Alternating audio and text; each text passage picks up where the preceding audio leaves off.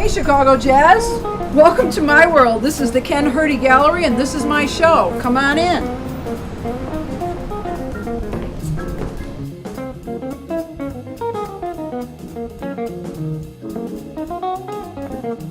Hey everybody, it's Mike Jeff for ChicagoJazz.com, and welcome to Talkin' Jazz episode 115. We are out on the scene today. We are at the Ken Hurdy Gallery. We are going to visit with Sheri Smith, aka Cream Sheri. She has a brand new exhibit coming up called Jazz Portraits, Capturing Their Culture. Now Sheri, Cream Sheri, Yep. Sheri Smith, however we call you, Yeah. I'm so happy to be here. Thanks for having us Ditto. in to check this whole thing out ahead of the opening on October 7th. Now, it happens at 1 p.m. The doors open. 2 p.m. you have a very special unveiling. That's right. We have 6 people that we want to honor and tribute. Some of them are no longer with us. Some of them are. Willie Pickens passed away not too long ago, and that was the impetus for this show, to honor the stalwarts of the jazz movement from their 50s to their 90s. So I love Marlene Rosenberg. She's in, and I've got Frank Derone, who passed away. His Joni's going to come and accept. Eric Schneider. 6 Degrees of Eric Schneider. Eric Schneider always shows up to Eric these things. Schneider He's and great. D. Alexander. D's awesome. You can't not have a gifting without D. Alexander. And then Sonny Rollins. Sonny Rollins was one of the reasons I started. Well, so let's talk a little bit about what people are going to see. Now, these are all original drawings. I guess we would call them drawings, correct? Yeah, you would call them drawings. They're all original drawings. I sit in a club, dark, in the front row, with special crayons, so you're going to see really wild colors and things. It's because I can't see in the club. And the ones that I love that are fine, I leave alone, and the other ones I take and we scan them, and we use a fine art inkjet process, and we tweak everything, and you're going to see amazing pieces. I've been drawing for actually 17 years, and I looked around. There were 500 people I drew, and I had a limited, so I said the older cats, the stalwarts who've hung in there. Well, and it's really cool in here as you're watching some of this B-roll that we shot. I mean, this is like the perfect gallery because it's like laid out. All of the artwork is very well visible. You can just go from one to another. Oh, yeah. There's 2 different rooms here that you can wander around. You're going to have live music, but the coolest thing I think is that for a jazz exhibit like this that you've drawn in the clubs, all originals you have here, plus then you have the prints. The vibe here just feels like a jazz club. Well, the Ken Hurdy Gallery, Ken is a buddy of mine, and I had my ex's birthday party here, but it's a dynamic space, and there was room for everything. And when we started, we really put some blood, sweat, toil, and tears into making this space perfect. But when I found out that it would house this 130 pieces, and it was like a mosaic, it blew my mind. Yeah, well, the thing that I love about this too is that everything is really well lit, and you can see everything. So October 7th, 2 p.m. is the unveiling. That's right. But it's going from 1 until 6 p.m. Yeah, Ken said we can go on as long as we want. We might go a little bit later. Yeah. And there's going to be refreshments, I believe. Oh, an edible tablescape with everything you ever wanted to eat, and a top shelf bar. And it's free to get in. Yeah. It's free to get Yeah. in. And Buy you're some gonna have, more. you're going to have live music too. Oh, we are. We're going to have Hinda Hoffman starting off with Dennis Carroll and a guitarist. And we're going to actually have a closing too, and we're going to have the Ava Logan Trio at that. And when you walk in, you're going to get a piece of paper that tells you every number and every person on it. So they follow along. You can just take a look there and go, I want to go see Eric Schneider. Boom, 49. So this is running from October 7th until October 28th. 28th. 28th. Yes, 28th. if I can get Ken to extend it, I will. So you've got to come down though October 7th because that's the key. Now let's talk a little bit about your background Sure. because you were an art teacher. Is that how you got into drawing the musicians and everything? Is because it just organically came out of your background? Yeah, if you say that I was a teacher for 20 years, I taught art, and the oldest pieces are around 17, 18 years. I would go to the clubs just because I needed a dose. Yeah. You know, so I started with Kurt Elling, you know, who doesn't? It's Right. Yeah. Right. So I It's started Kurt, with yeah. Kurt Elling, and then I started hanging out at the Mill, and then little by little to the Jazz Showcase, and then little by little over to Winters, where I draw a lot. All a good sight line. and then various venues like the Elkhart Jazz Festival, etc. Yeah. Yeah. Well, I mean, but as an art teacher, you were teaching in Chicago. I taught in Chicago. I taught the last 10 years were Cabrini Old Town. Then before that, I was at Belmont and Central. And before that, I was at Disney Magnet over at Irving. That's unbelievable. So doing that, you're putting lesson plans together. Were you drawing other things before you got into going out and doing the jazz thing, or was it just academic stuff? It was so all-encompassing that it took away all of my personal zeal. So after a 7-year hiatus, I retired 7 years ago, I woke up. Even though I was drawing all the time, I was drawing the jazz all the time, but I didn't understand the nature of being a full-blown artist. So if I call this my wedding, that I am marrying myself as an artist, I am giving you the truth.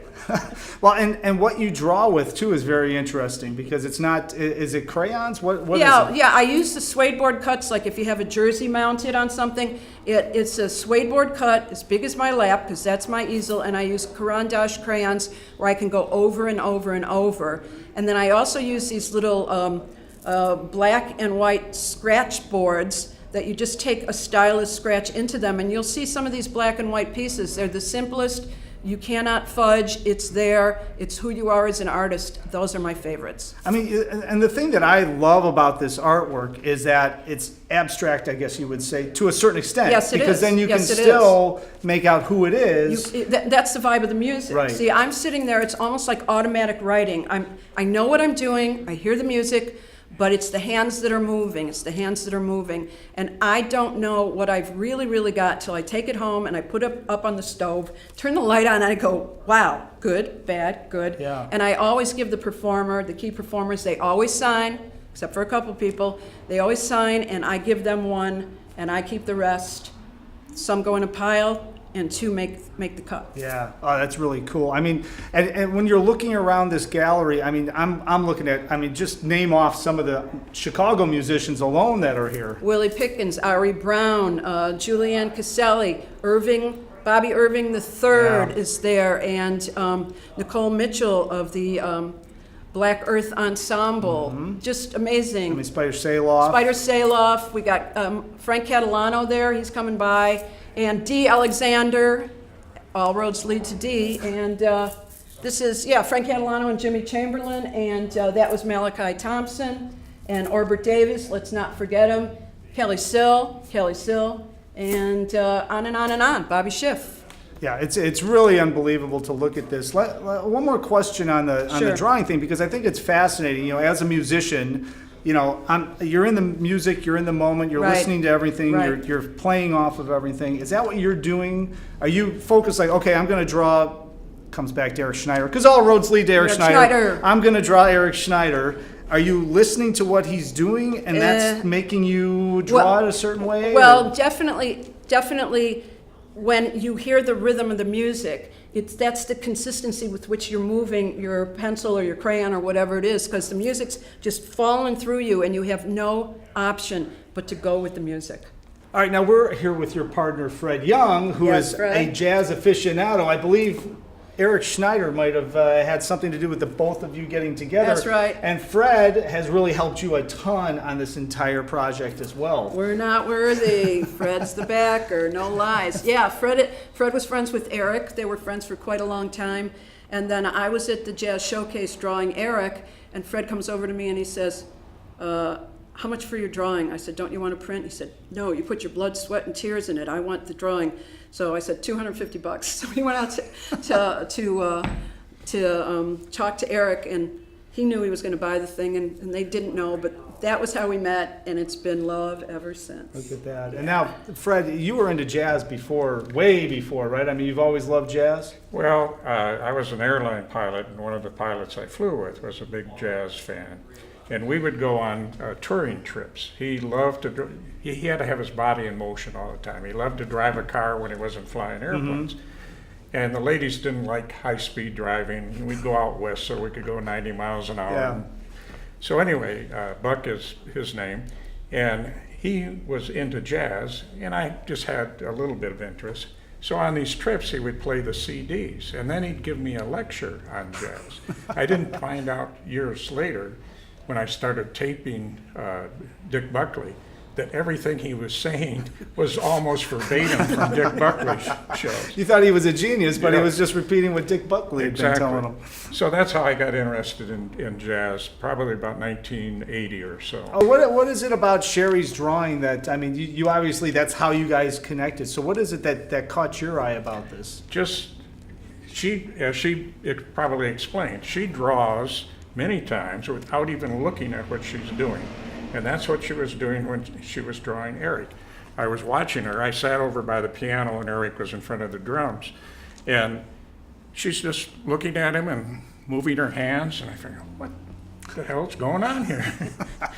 And I went over and looked at the sketch that she did and it just blew my mind. Yeah. So it turns out later on that some of this drawing is very consistent with some of the great artists in their later years. They drew in this almost abstract fashion. Yeah, you said abstract. I Yeah. did, yeah. Yeah.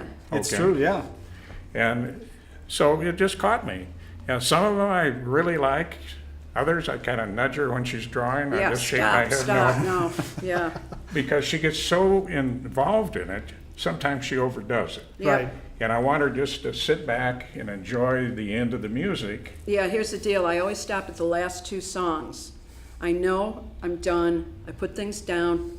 I don't drink on the job, but I listen to the music, and normally I just start gesticulating and dancing and doing a little burlesque. So it's better that I draw.